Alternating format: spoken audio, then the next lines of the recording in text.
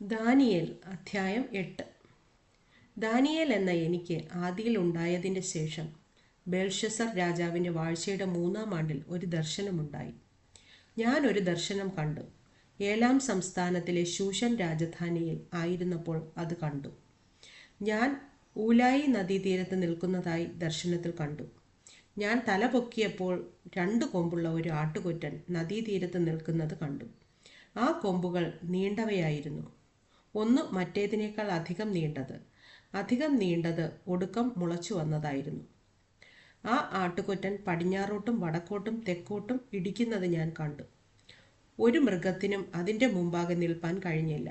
അതിൻ്റെ കയ്യിൽ നിന്ന് രക്ഷിക്കാകുന്നവനും ആരുമില്ല. അത് ഇഷ്ടം പോലെ ചെയ്ത് വമ്പ് കാട്ടിപ്പോന്നു. ഞാൻ നോക്കിക്കൊണ്ടിരിക്കുമ്പോൾ ഒരു കോലാട്ടുകൊറ്റൻ പടിഞ്ഞാറ് നിന്ന് നിലം തൊടാതെ സർവ്വഭൂതലത്തിലും കൂടി വന്നു. ആ കോലാട്ടുകൊറ്റന് കണ്ണുകളുടെ നടുവിൽ വിശേഷമായൊരു കൊമ്പുണ്ടായിരുന്നു. അത് നദീതീരത്ത് നിൽക്കുന്നതായി ഞാൻ കണ്ട 2 കൊമ്പുള്ള ആട്ടുകൊറ്റൻ്റെ നേരെ ഉഗ്രക്രോധത്തോടെ പാഞ്ഞു ചെന്നു. അത് ആട്ടുകൊറ്റനോട് അടുക്കുന്നത് ഞാൻ കണ്ടു. അത് ആട്ടുകൊറ്റനോട് ക്രുദ്ധിച്ചു. അതിനെ ഇടിച്ച് അതിൻ്റെ കൊമ്പ് 2 തകർത്ത് കളഞ്ഞു. അതിൻ്റെ മുമ്പിൽ നിൽപ്പാൻ ആട്ടുകൊറ്റന് ശക്തിയില്ലാതെ ഇരുന്നു. അത് അതിനെ നിലത്ത് തള്ളിയിട്ട് ചവിട്ടിക്കളഞ്ഞു. അതിൻ്റെ കയ്യിൽ നിന്ന് ആട്ടുകൊറ്റനെ രക്ഷിപ്പാൻ ആരും ഉണ്ടായിരുന്നില്ല. കോലാട്ടുകൊറ്റൻ ഏറ്റവും വലുതായി തീർന്നു. എന്നാൽ അത് ബലപ്പെട്ടപ്പോൾ വലിയ കൊമ്പ് തകർന്നുപോയി. അതിനു പകരം ആകാശത്തിലെ 4 കാറ്റിനു നേരെ ഭംഗിയുള്ള 4 കൊമ്പ് മുളച്ചു വന്നു. അവയിൽ ഒന്നിൽ നിന്ന് ഒരു ചെറിയ കൊമ്പ് പുറപ്പെട്ടു. അത് തെക്കോട്ടും കിഴക്കോട്ടും മനോഹര ദേശത്തിന് നേരെയും ഏറ്റവും വലുതായി തീർന്നു. അത് ആകാശത്തിലെ സൈന്യത്തോളം വലുതായി തീർന്നു. സൈന്യത്തിലും നക്ഷത്രങ്ങളിലും ചിലതിനെ നിലത്ത് തള്ളിയിട്ട് ചവിട്ടിക്കളഞ്ഞു. അത് സൈന്യത്തിൻ്റെ അധിപതിയോളം തന്നെത്താൻ വലുതാക്കി. അവനുള്ള നിരന്തര ഹോമയാഗം അപഹരിക്കുകയും അവൻ്റെ വിശുദ്ധ മന്ദിരം ഇടിച്ചു കളയുകയും ചെയ്തു. അതിക്രമം ഹേതുവായി നിരന്തര ഹോമയാഗത്തിനെതിരായി ഒരു സേവ നിയമിക്കപ്പെടും. അത് സത്യത്തെ നിലത്ത് തള്ളിയിടുകയും കാര്യം നടത്തി സാധിപ്പിക്കുകയും ചെയ്യും. അനന്തരം ഒരു വിശുദ്ധൻ സംസാരിക്കുന്നത് ഞാൻ കേട്ടു.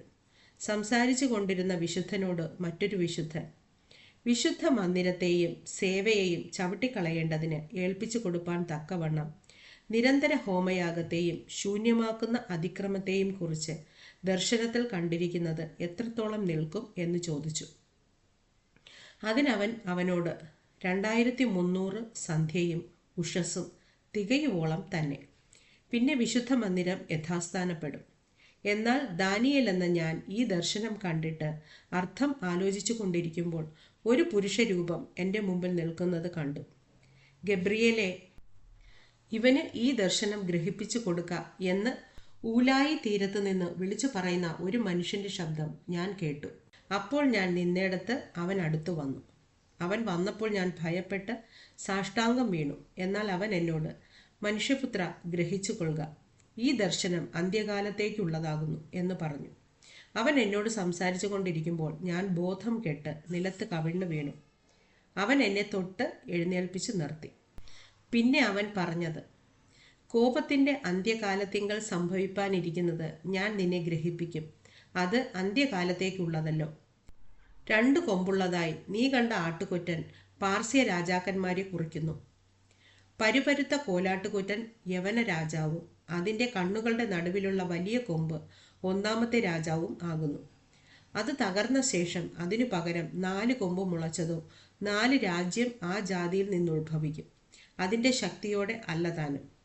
എന്നാൽ അവരുടെ രാജ്യത്വത്തിൻ്റെ അന്ത്യകാലത്ത് അതിക്രമക്കാരുടെ അതിക്രമം തികയുമ്പോൾ ഉഗ്രഭാവവും ഉപായബുദ്ധിയുമുള്ള ഒരു രാജാവ് എഴുന്നേൽക്കും. അവൻ്റെ അധികാരം വലുതായിരിക്കും. സ്വന്തം ശക്തിയാൽ അല്ല താനും.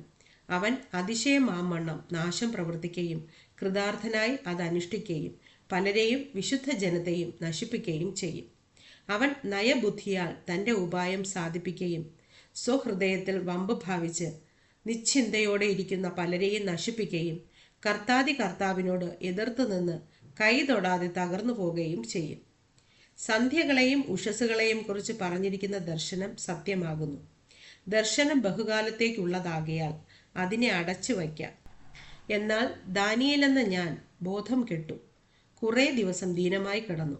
അതിൻ്റെ ശേഷം ഞാൻ എഴുന്നേറ്റ് രാജാവിൻ്റെ പ്രവൃത്തി നോക്കി. ഞാൻ ദർശനത്തെക്കുറിച്ച് വിസ്മയിച്ചു. ആർക്കും അത് മനസ്സിലായില്ല താനും.